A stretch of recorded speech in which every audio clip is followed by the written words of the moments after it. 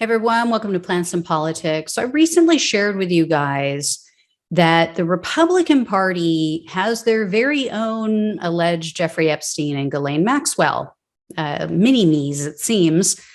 Trump-loving 30-year-old Republican donor and strategist Anton Lazzaro, who also goes by the name of Tony Lazzaro, was recently arrested, if you hadn't heard, and he was indicted for child sex trafficking, as was his friend and alleged accomplice, a 19-year-old Republican rising star. Her name is Gisela Castro Medina.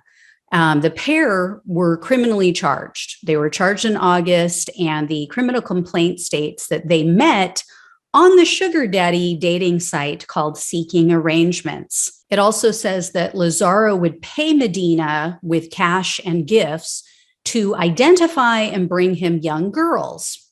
That sounds familiar, doesn't it? Gates. Anyway, now a federal civil rights lawsuit has been filed by one of their alleged minor victims, and it accuses Lazzaro of sex trafficking of a minor, obstruction, and conspiracy. The victim is listed in the lawsuit only as minor Doe because she still is underage. And she claims that she was targeted by Lazzaro and Medina at the age of 16. This was just last year, according to the lawsuit. The lawsuit also states that, quote, Lazzaro used his power, wealth, influence, connections, and resources to recruit children as part of a predatory enterprise of perversion, wherein he used whatever means he could to gain their trust so that he could prey on them. When it became clear that Lazzaro had committed serious crimes, he attempted to coerce his victims and their families into keeping silent. Now, Medina isn't named in this newest lawsuit. She was hit with the criminal lawsuit, but not in this civil suit brought by the girl and her family. I don't know why. They don't explain why, but the suit alleges that around May of 2020, Medina began grooming this 16-year-old girl by gaining her trust and basically building Lazzaro up in her eyes as a powerful, wealthy businessman.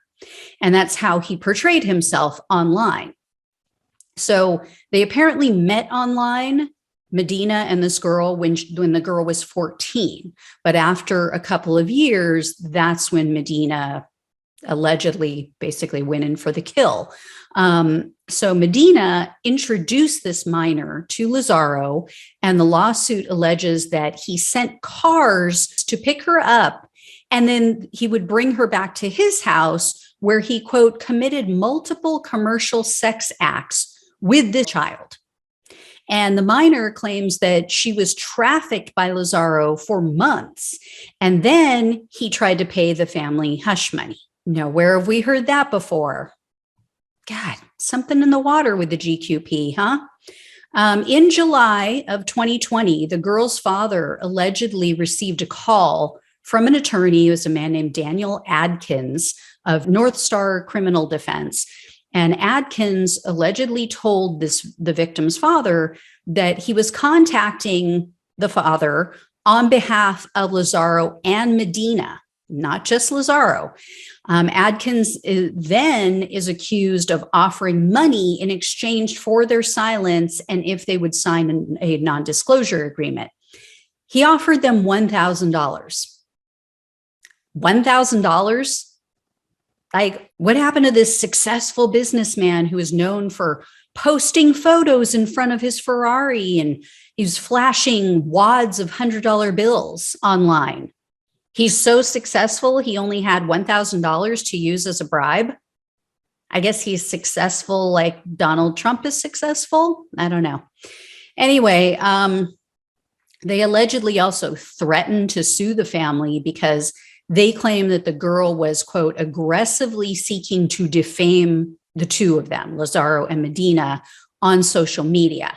And the family's lawsuit states that, quote, the proposed agreement sent to Father Doe by attorney James Gempler of North Star Criminal Defense threatened Father Doe and Minor Doe with alleged claims for disparaging social media posts, whether all are true or not, and a potential damage to property claim. And get this non-disclosure agreement that they wanted these people to sign, it states that he had, quote, consensual interaction with this girl.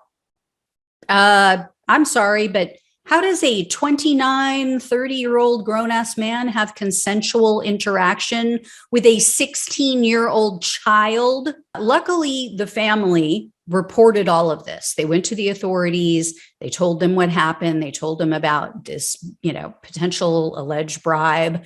And so they're now seeking unspecified damages for not just emotional trauma, but also physical trauma, and to cover the costs of this girl's medical and psychological treatment. And the family attorney says there's more to come. That was a direct quote from him to a news outlet, meaning there's more details that he plans to provide about what was allegedly done to this girl and who took part in all of this. And this could get really ugly because the lawsuit states that, quote, Lazzaro agreed and conspired to maintain secrecy regarding the sexual exploitation of Minor Doe in order to protect himself and others financially and politically. Tell me more. Who are these others? So if this is all true, I mean, it certainly sounds like Lazzaro learned a lot from Trump and Matt Gaetz and Epstein. I mean, birds of a feather, huh? And keep this in mind too. While this was allegedly going on, during the time that Lazzaro and Medina are accused of manipulating and grooming and trafficking children for sex with strangers, just so they could allegedly line their pockets off of the suffering and exploitation of young girls. At that same time, Lazzaro was out there tweeting about Hunter Biden making $50,000 a month for doing nothing. Yeah. I have an issue with Hunter Biden making that money, being that he had no experience, being that, that wasn't what he did for a living, that he was only there because of his last name. But you know what he wasn't doing? He wasn't trafficking children. And also at the same time that this was all allegedly going on, this guy was posting photos of Donald Trump. He was admonishing never Trumpers. Oh, and he once also tweeted this. He tweeted, quote, "Creepy Joe Biden strikes again. He told a girl anyone under the age of 15 gets something special after his town hall. Parents need to keep their kids away from Creepy Joe." Yeah. Okay. Takes one to know one.